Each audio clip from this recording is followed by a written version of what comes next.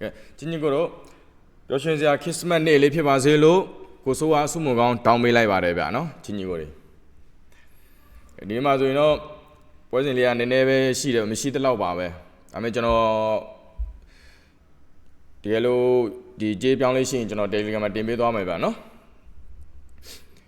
ဒီနေ့မှာကျွန်တော်ရဲ့ဒီ Man U Newcastle ပွဲကြိုသုံးသပ်မှုလေးပဲဖြစ်ပါတယ်ဒါပေမဲ့မနေ့ဖန်ညပေါ့နော်26ရက်နေ့ည29နဲ့ရောက်သွားတော့ပေါ့တချို့ကကြတော့လဲ29မှ26မှလို့အဲ့လိုလွဲနေကြတယ်ပေါ့အယူဆတွေမှားနေတကယ်တမ်းမနေ့ဖန်26ရက်နေ့ည2နာရီခွဲပေါ့ဒီမှာစံတော်ချင်း Man U နဲ့ Newcastle ပါဗျာနော်ချင်းကြီးကိုနော်တပွဲကောင်းပွဲကြိုသုံးသပ်မှုလေးပဲဖြစ်ပါတယ်ဗျညီကိုနော်ကဲကျွန်တော်တစ်ချက်ကြည့်မယ်ဗျ Man U လေးကိုနော်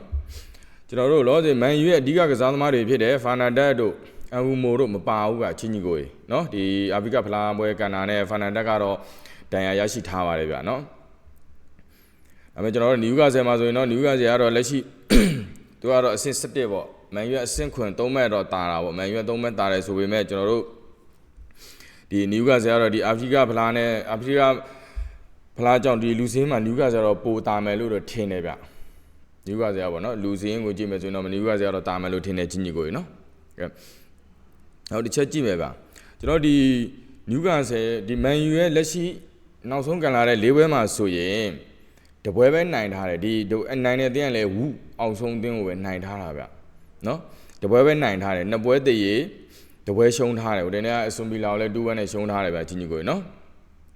နောက် Newcastle ကြည့်မယ်ဆိုရင်လည်းနောက်ဆုံး Newcastle နောက်ဆုံးကန်လာတဲ့၄ပွဲမှာဆိုရင်နှစ်ပွဲတည်ရ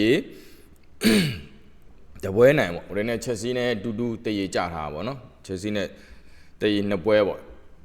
တပွဲပဲရှုံးတပွဲနိုင်နှစ်ပွဲတည်ရကြထားရဗျာနော်ဒါပေမဲ့သူတို့နှစ်သင်းတွဲဆုံမှုကြည့်မယ်ဆိုရင်လည်းတွဲဆုံမှု9ချိန်မှာပေါ့ချင်းကြီးကို9ချိန်မှာဆိုရင် Newcastle 4ချိန်နိုင်ထားတယ်Man Uတစ်ချိန်ပဲနိုင်ထားတယ်ဒီ2023နောက်ပိုင်းပေါ့နော်ဒါပေမဲ့ဒီတစ်ပတ်မှာတော့ကျွန်တော်ကတော့ Man U လေးကိုရွေးချယ်မိတယ်ဗျကဲကျွန်တော်တော့သူ့ရဲ့ Man U ရဲ့ကြောပေးမှုလေးဆိုကြည့်မယ်ဆိုရင်လက်ရှိ Man U ရဲ့ကြောပေးမှုလေးက10ရှုံပေးထားတယ်ဗျနည်းနည်းလေးကြေးတက်လာသလိုဖြစ်တယ်ဒါပေမဲ့ဂိုးပေါ်ကြောပေးမှုမှာဆိုရင်တော့3လုံး40စာပေးထားတယ်ဗျ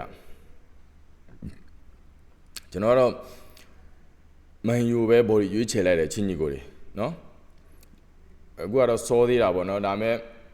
ကြေးရတော့ပြောင်းလဲတွေရှိလာနိုင်တယ်ကျွန်တော်ရဲ့ Telegram မှာကျွန်တော်တင်ပေးထားမယ်ဗျချင်းကြီးကိုနော်မနေ့ဖန်ညရင်ကျွန်တော်ရဲ့ YouTube မှာဆိုရင်လည်း comment တွေမှာ link တွေချပေးထားပါတယ်ဗျာနော်ကျွန်တော်ရဲ့ဒီ TikTok မှာဆိုရင်တော့ကျွန်တော်ရဲ့ဒီ Viber ဖုန်းနံပါတ်တွေလည်းချပေးထားပါတယ်နော် Telegram ကိုလည်း join လို့ရပါတယ်ဗျချင်းကြီးကိုနော်ကဲဒီနေ့မှာဆိုရင်တော့ကျွန်တော်တို့ခရစ်စမတ်နေ့လေးပျော်ရွှင်ပါစေလို့ဆုတောင်းမြတ်တာပို့လိုက်ရနော်ချင်းကြီးကိုနော်ကဲ